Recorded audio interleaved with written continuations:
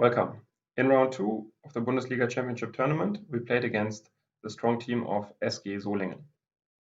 We played a quite decent match and only lost by 2.5 to 5.5, which, given the disparity in ELO ratings, is not such a bad result for our team. On board 1, I played against the Dutch 2600 plus Grandmaster Erwin L'Ami. Erwin is also known as a second of Anashgiri and also a very strong theoretician. Erwin plays both e4 and d4, so I really didn't know what to prepare for. And in the game, he decided to go for e4. I had prepared the Fotos a little bit against him because I thought such a strong theoretician is going to be in for a sharp theoretical battle. And indeed, that's what happened after the move bishop to f4. So I saw that he had played bishop f4 and queen d2 before. And I played the move d5, which is the sharpest and most principled continuation in the position.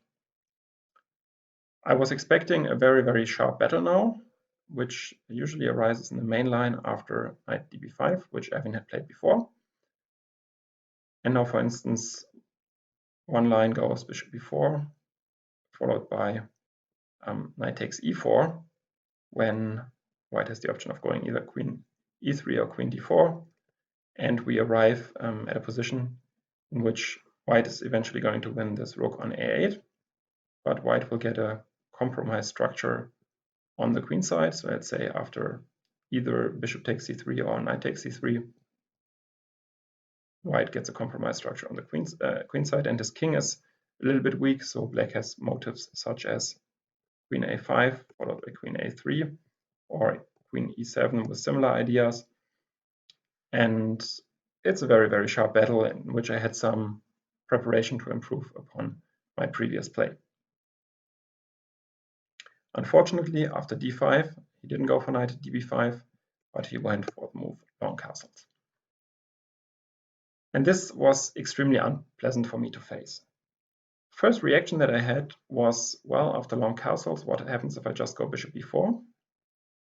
Trying to transpose back into the main line after knight db5, c6, knight c7.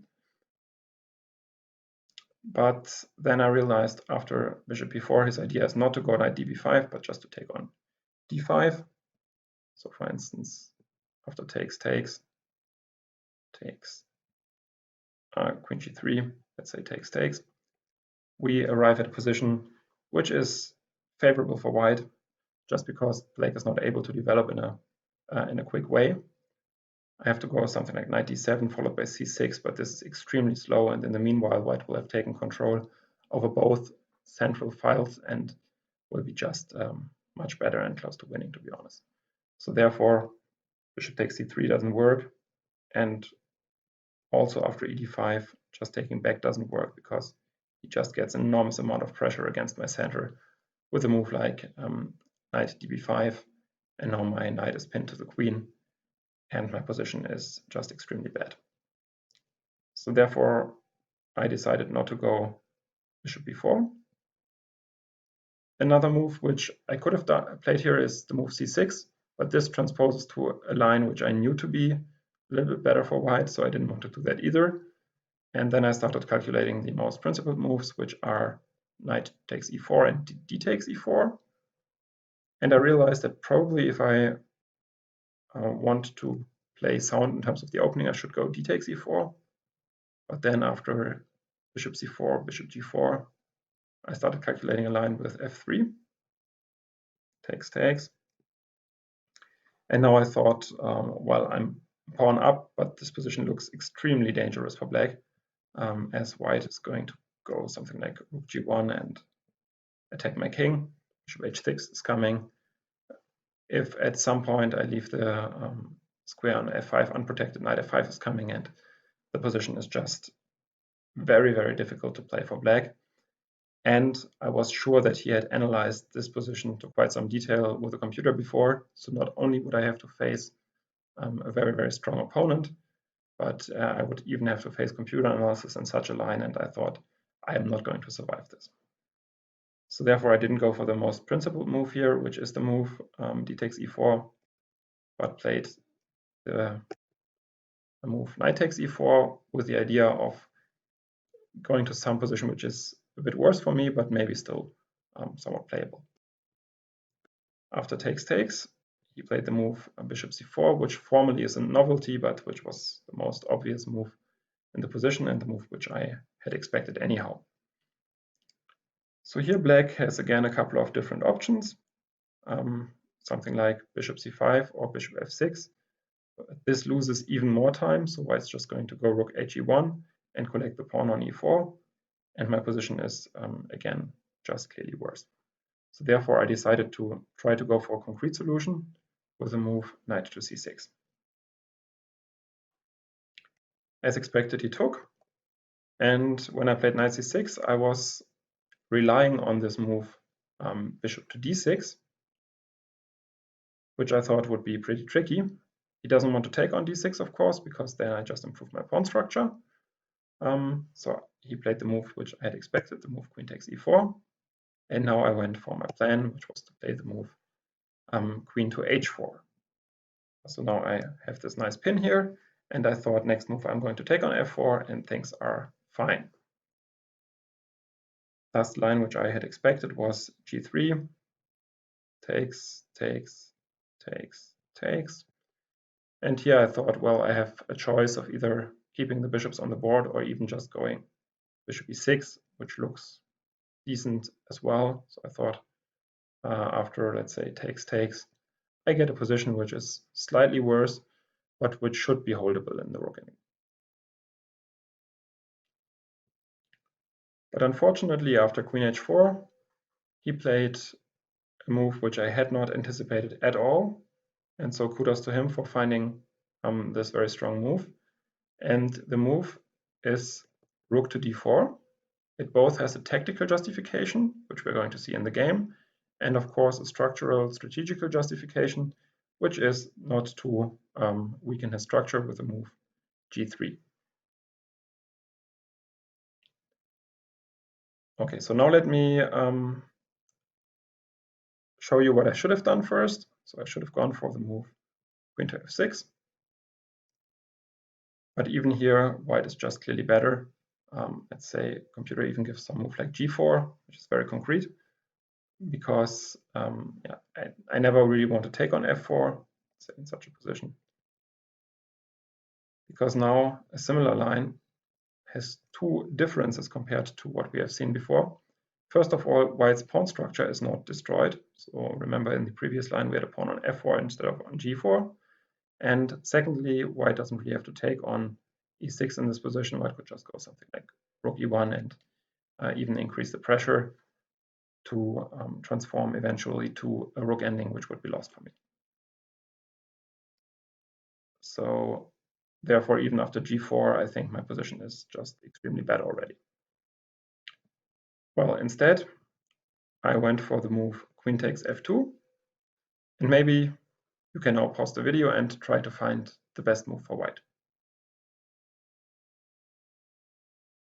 Well, the best move is bishop takes d6, and we're going to look at it in a moment.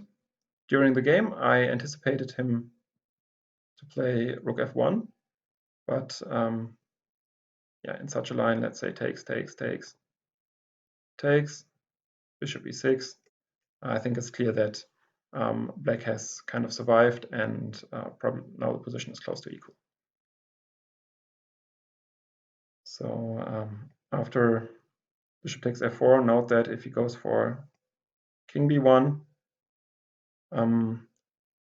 I could even now go for bishop f5, which I didn't see in the game, but even something like this wouldn't work because of rook takes f4, and now there's enormous amount of pressure on f7. So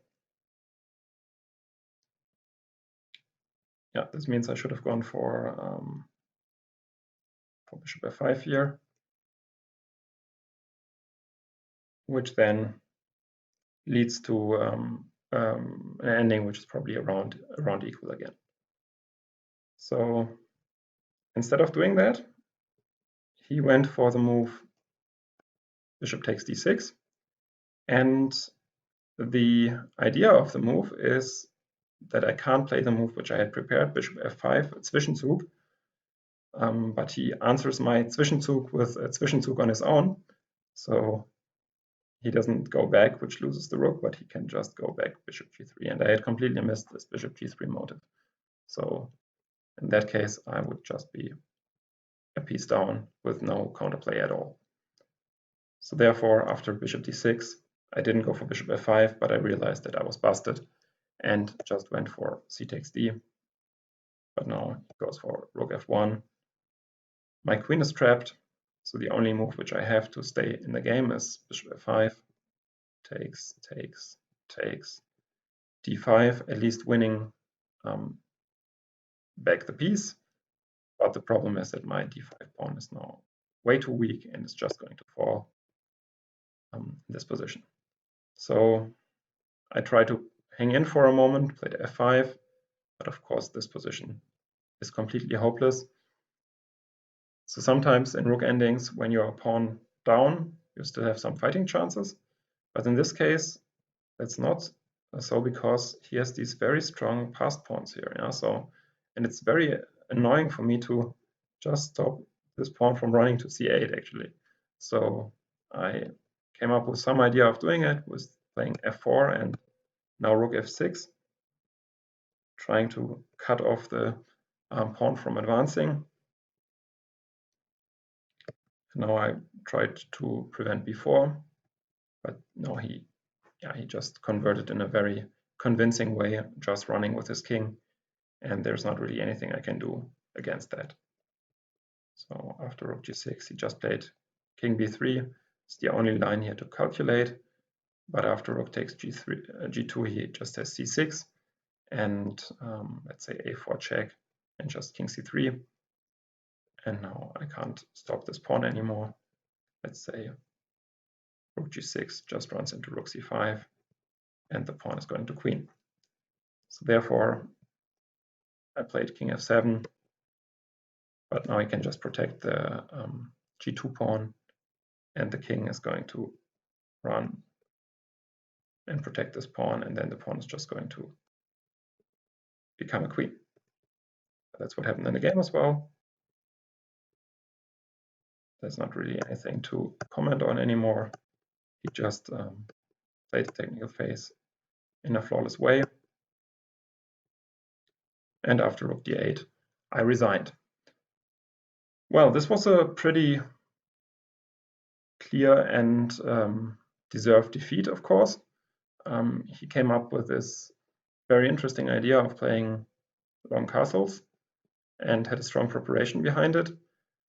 I probably should have gone for the most principled line with d takes e and bishop g4 anyhow, but I have to say that my calculation was mainly relying on queen h4, and I missed this very strong motive with rook d4. So in this position, I think the move that sealed it for him was the move rook to d4, protecting the bishop on f4 and luring me into playing queen takes f2, which I then did in the game.